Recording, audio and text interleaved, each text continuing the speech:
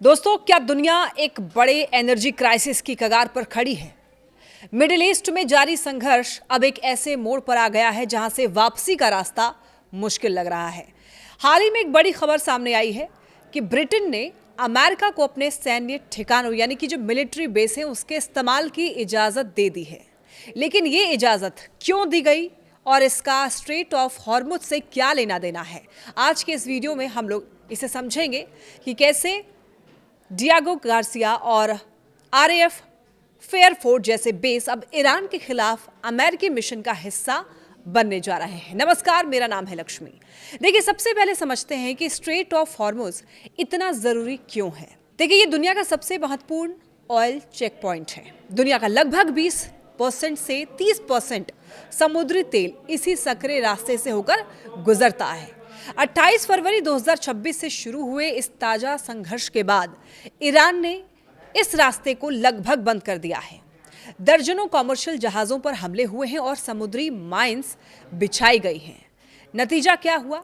वैश्विक बाजार में तेल की कीमतें जो हैं वो 40% तक बढ़ चुकी हैं।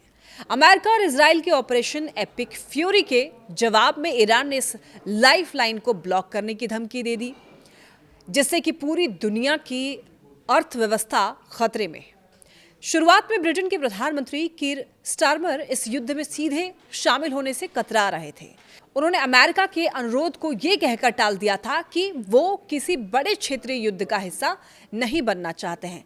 लेकिन देखिए, पिछले कुछ दिनों में हालात बदल गए हैं। ईरान के मिसाइल हमलों ने न केवल तेल के बुनियादी ढांचे को नुकसान पहुंचाया है, बल्कि ब्रिटिश हितों और उनके सहयोगियों को भी निशाना बनाया है। देखिए, फ्राइडे को डाउनिंग स्ट्रीट से बयान आया कि ब्रिटेन अब अमेरिका को अपने ठिकानों जैसे कि आरएएफ फेयरफोर्ड और हिंद महासागर में स्थित डिएगो गार्सिया के इस्तेमाल की अनुमति दे रहा है। इसका मकसद साफ है, उन ईरानी मिसाइल साइट्स को तबाह करना जो हॉर्मुज की खाड़ी में जहाज़ों को निशाना बना रही हैं।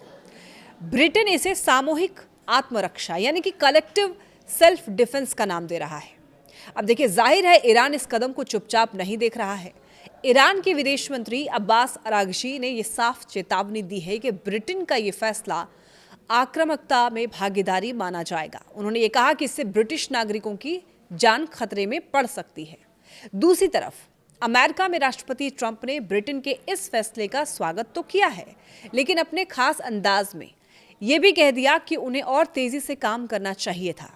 इधर यूरोप के अन्य देशों जैसे कि फ्रांस, जर्मनी और इटली भी समुद्री रास्तों को सुरक्षित करने के लिए योजना बना रहे हैं, लेकिन वो सीधे युद्ध में कूदने से अभी बच रहे हैं। तो दोस्तों, क्या अमेरिका और ब्रिटेन मिलकर स्ट्रेट ऑफ हॉर्मुज को दोबारा खोल पाएंगे या ये कदम इस युद्ध को और ज्यादा भड़का देगा? अगर ये संकट लंबा खिंचा तो पेट्रोल और डीजल की कीमतें आपके बजट को बुरी तरीके से बिगाड़ भी सकती हैं। खैर, आपको क्या लगता है, ब्रिटेन का ये फैसला सही है या इससे तनाव और ज्यादा बढ़ेगा? अपनी राय कमेंट्स में जरूर दीजिए।